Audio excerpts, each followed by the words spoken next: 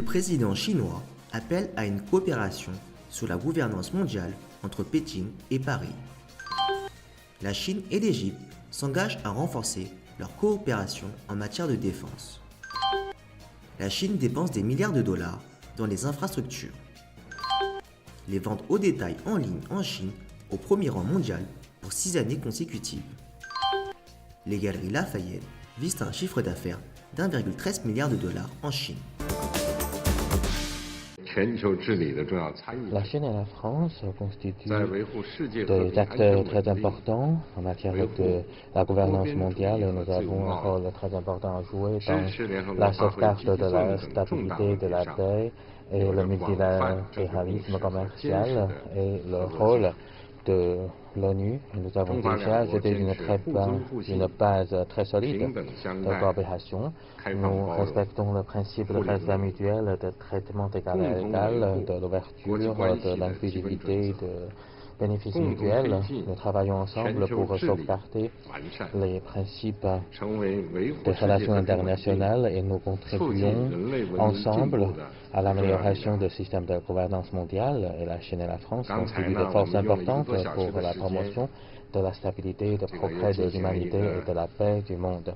Le dialogue entre la Chine et l'Europe est en effet devenu incontournable pour la définition des équilibres mondiaux, pour la préservation du multilatéralisme, surtout dans le contexte que nous connaissons et une crise sans précédent dans notre histoire récente.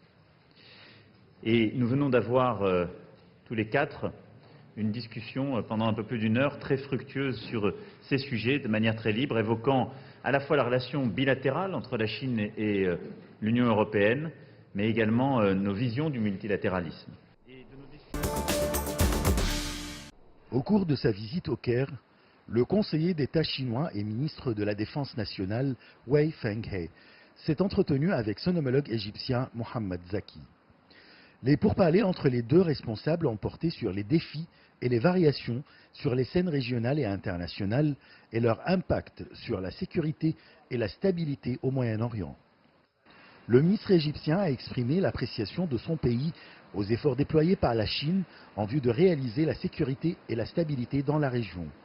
Pour sa part, le responsable chinois a exprimé le soutien de son pays au rôle central de l'Égypte en tant que pilier fondamental de la stabilité du Moyen-Orient.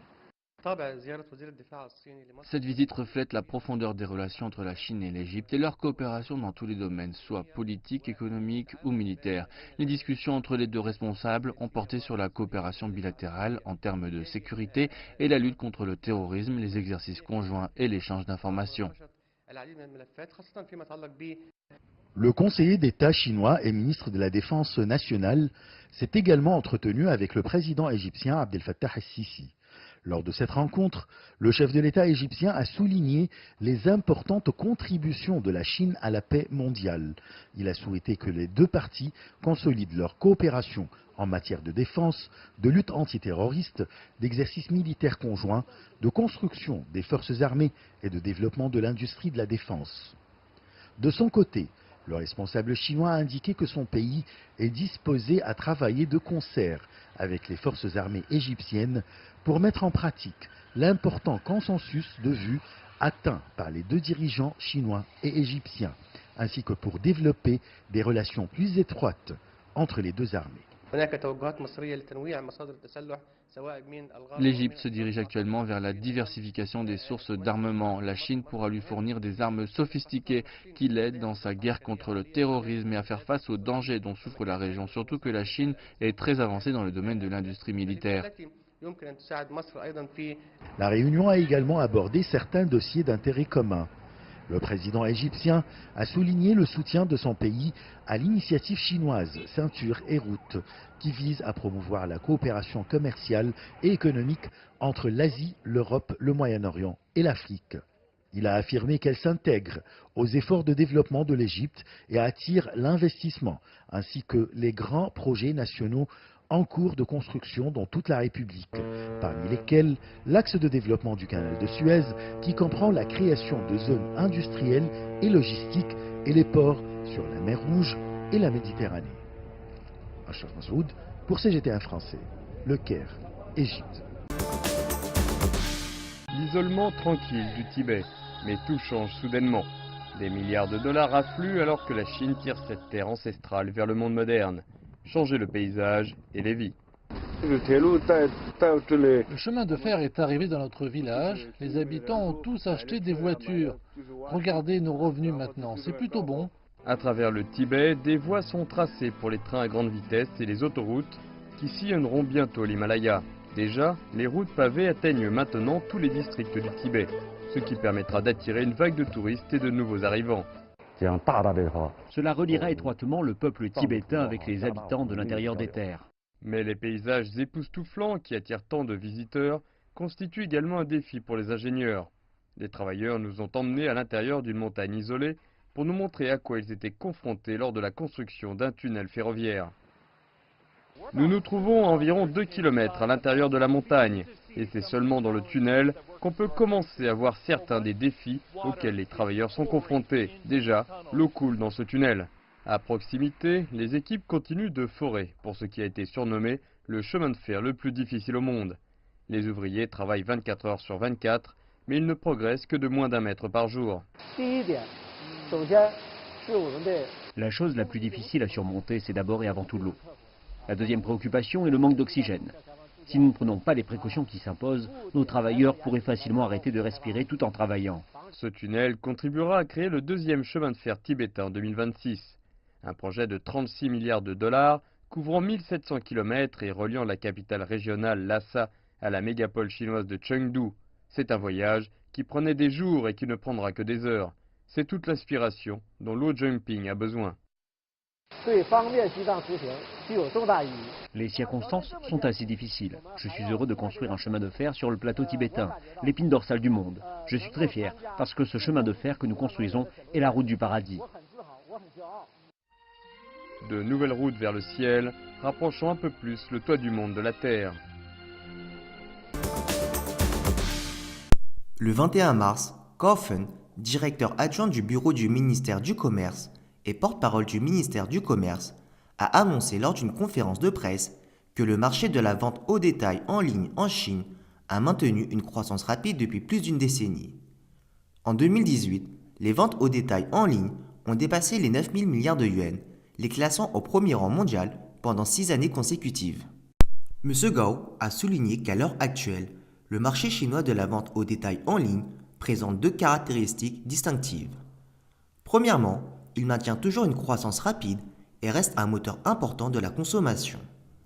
Ainsi, au cours des 2 premiers mois de 2019, les ventes au détail en ligne de biens physiques ont atteint 1100 milliards de yuans, en hausse de 19,5% par rapport à l'année précédente, soit une hausse de 11,3 points par rapport au total des ventes au détail de biens de consommation et représentant 16,5% du total par rapport à la même période de l'année précédente, en augmentation d'1,6 point de pourcentage.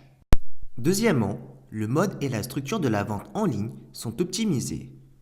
Selon les résultats d'une enquête du ministère du Commerce basée sur les mégadonnées, le modèle de vente directe d'entreprise à consommateurs, qui offre des avantages en termes de qualité et de service, a représenté 73,5% des ventes, soit une augmentation de 3,3 points de pourcentage par rapport à l'année précédente. La vente en ligne évolue dans le sens de la personnalisation et de l'individualisation. Alors que l'économie chinoise passe d'une phase de croissance à grande vitesse à une phase de développement de haute qualité, la dividende de croissance des utilisateurs de l'Internet en Chine s'affaiblit et le ralentissement progressif de la croissance du commerce de détail en ligne est conforme à la loi du développement économique. M. Gao a également souligné que du point de vue de la tendance du développement de l'industrie, la base industrielle, l'innovation des modes, les applications technologiques et les habitudes des utilisateurs qui soutiennent le développement rapide de la vente au détail en ligne en Chine n'ont pas changé et qu'on peut avoir pleine confiance dans le développement soutenu et sain du marché de la vente en ligne en 2019. La chaîne française de grands magasins Galeries Lafayette envisage d'ouvrir une dizaine d'établissements et vise un chiffre d'affaires d'1 milliard d'euros d'ici à 2025 en Chine, a annoncé un haut responsable de la société. Nous ciblons environ 10 magasins en Chine. Nous pensons que nous pourrions atteindre 1 milliard d'euros de chiffre d'affaires et faire de la Chine le marché le plus important après la France, a déclaré Nicolas Houzé, directeur général des Galeries Lafayette et du concept store français BHV Marais, disant espérer atteindre cet objectif d'ici 2025. Le magasin de Shanghai sera le deuxième en Chine après celui de Pékin. Son ouverture est prévue pour l'automne. Actuellement, le groupe cherche également des emplacements pour 2 autres magasins avec Guangzhou, la capitale de la province du Guangdong, Xiamen dans la province du Fujian, Suzhou dans la province du Jiangsu et Chongqing en tant que candidat potentiel, a précisé Philippe Pédon, vice-président international de Galeries Lafayette et BHV Marais. Les Galeries Lafayette sont l'une des 8 marques emblématiques gérées par le groupe Galeries Lafayette. Le groupe a annoncé un chiffre d'affaires de 4,5 milliards d'euros l'an dernier.